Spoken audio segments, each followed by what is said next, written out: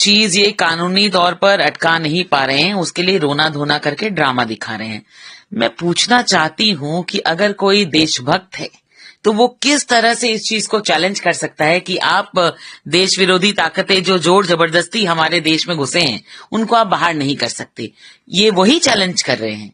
तो इसका मतलब जो बाहर से बांग्लादेशी यहाँ घुसे हैं घुसपैठी, वो घुसपैठी उनके अपने हो गए, उनको आप देश से बाहर नहीं कर सकते, क्योंकि उन मुसलमानों को इन्होंने वोटर आईडी कार्ड आधार कार्ड दे करके अपना वोटर बनाया था।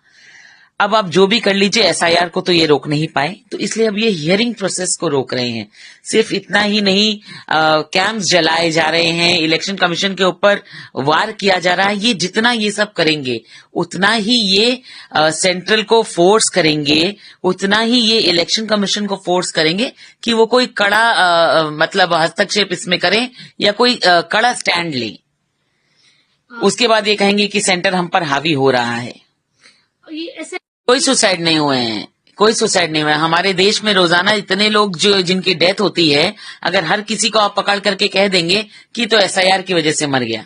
इन्होंने कहा कि लोगों ने फांसी टंगा ली कि भैया एसआईआर नहीं हो, एसआईआर नहीं हो, उसके लिए लोग अगर फांसी लटक जाएंगे तो इससे अच्छा तो वो देश छोड़ के भाग जाते। तो ये सारा झूठा ड्रामा है टीएमसी का। पता नहीं इसमें से कितने सुसाइड जो है वो मर्डर भी हो सकते हैं, क्योंकि ये सरकार पूरी केपेबल है। जो मुख्यमंत्री खुद कहती है कि इस बार तो और ज्यादा खेला करके दिखाऊंगी, और ज्यादा खेले का मतलब क्या होता है?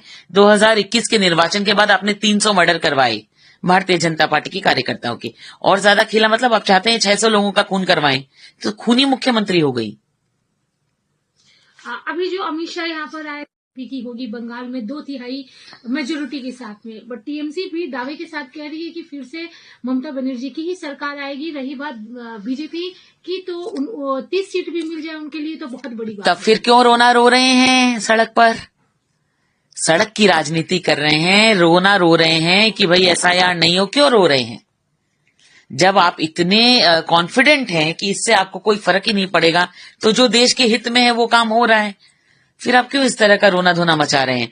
और अगर मचाना ही है तो माइक के ऊपर ना मचा करके आप जाइए, कोर्ट का दरवाजा खटखटाइए। मैंने आपसे कहा कि एक कांग्रेसी पप्पू दिल्ली में है और एक तृणमूली पप्पू यहाँ पश्चिम बंगाल में है। वो पप्पू भी झूठ पर चिल्लाते हैं, आवाज उठाते हैं, अंत शंत कुछ नहीं होता, इलेक्शन खत्म हो जाता है, फौरन विदेश घूमने चले जाते हैं। ये पप्पू के भी वही हाल है। अभी 5 दिन पहले अमेरिका की यात्रा से आए हैं, पीसी के भाईपो कोयला चोरी का पैसे से जाते हैं, अमेरिका घूमते हैं और आ जाते हैं। आदि क्या लगता है कि टीएमसी जिस तरह जनता के बीच इसका कोई असर नहीं होगा, क्योंकि जनता जानती है जो कि वास्तव में वोटर्स हैं उनके नाम आएंगे। किसी कारण से रह गए हैं तो फॉर्म भर करके आएंगे, हियरिंग पर आएंगे। लेकिन अवैध जो घुसपैठी यहाँ घुसे थे, ना उनका नाम आएगा ना वो वोट दे पाएंगे। आधे से ज्यादा तो उल्टे पैर भाग गए हैं बॉर्डर की तरफ। भाई भतीजे ने और बुआ भतीजे ने उनको रोका क्यों नहीं पूछा कौन भाग रहे हैं?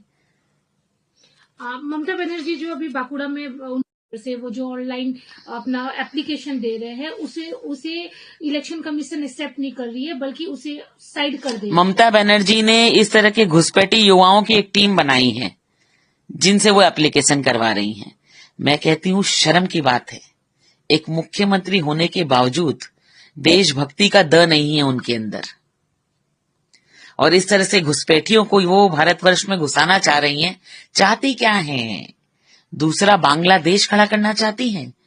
तो एक बात वो अच्छे से जान ले कि जब तक सरपरस्त यहाँ मोदी जी हैं ये काम हो नहीं पाएगा।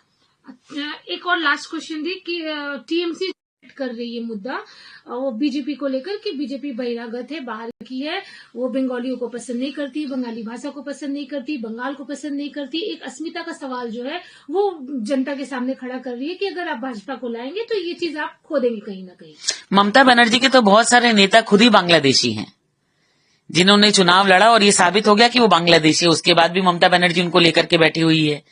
तो पहली बात, बंगाली अस्मिता की जो वो बात करती हैं, बंगाली अस्मिता का ध्यान उन्होंने कहाँ रखा? जब बंगाली लड़कियों का रेप होता है वो कहती हैं झूठ बोल रही हैं। तो बंगाली अस्मिता का ध्यान उन्होंने कहाँ रखा? वो खुद मंच पर खड़े होकर के प्रधानमंत्री को कभी दुशासन कभी शकुनी इस तरह के शब्द का व्यवहार करती है। बंगाली संस्कृति तो ये है नहीं। उसका ध्यान उन्होंने कहाँ रखा। और जो बाहरी की वो बात करती हैं, तो जब बंगालियों की टिकट काट कर एमपी इलेक्शन में उन्होंने शत्रुघ्न सिन्हा को दी, कीर्ति आजाद को दी, साकेत गोखले को दी और यूसुफ पठान को दी, तब उन्हें बंगालियों का ध्यान नहीं आया। उन्हें नहीं लगा कि कोई बंगाली इस काबिल है कि वो मेंबर ऑफ पार्लियामेंट हो सकता है। सबसे बड़ी बात तो ये, वो तो बहू तक विदेश से लेकर के आई हैं। तो कौन अपना है, कौन देश का है, कोई बंगाली है, कोई नहीं है। ईश्वर चंद्र विद्यासागर से लेकर विवेकानंद जी से लेकर रविंद्रनाथ टैगोर से लेकर के अब इन सारी चीजों को वो चुनाव के समय लेकर के आती हैं।